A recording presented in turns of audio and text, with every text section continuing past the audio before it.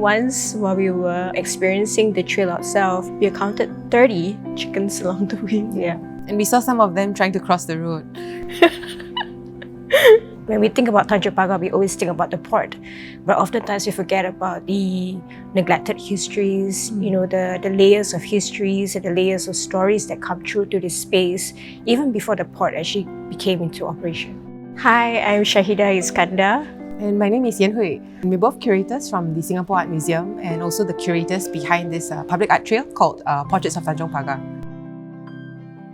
The public art trail itself is part of this initiative called the Everyday Museum that's produced by Singapore Art Museum to make art more accessible by bringing art outside of the museum walls.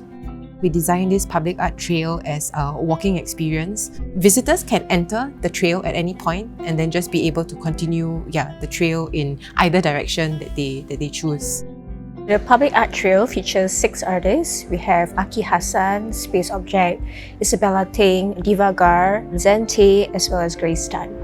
The themes were very much aligned quite naturally. A lot of what the artists tried to do was speak to the micro-narratives of each of their site, but also use of mediums, and was thinking about accessibility in relation to how they connect to the public.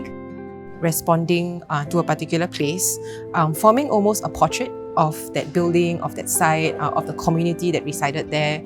And because many of the artists, they seem to be quite influenced and inspired by the history that was formed, the way that each space kind of changed over the years because of the port operations that came about in Tanjong Pagar.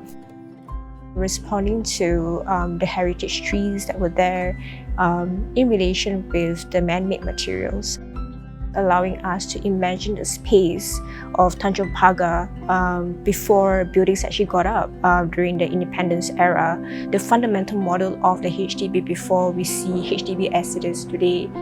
And of course, our very famous jungle fowl population that we interact with every day. In how we commune, with with nature, with the other non-human inhabitants that are around in the neighbourhood, to capture a little bit of all these different facets of life, the everyday kind of activities that were going on around the pub. Going back to the days of the plantations, the history of the nutmeg plantation during the British colonial period, and also more recently the man-made environment of the neighbourhood. The 6 artists have very diverse practices, and so one thing that viewers can expect is really to see an expanded idea of what public art can be. Many of these artworks aim to bring back kind of softer aspect of the neighbourhood to this public art trail.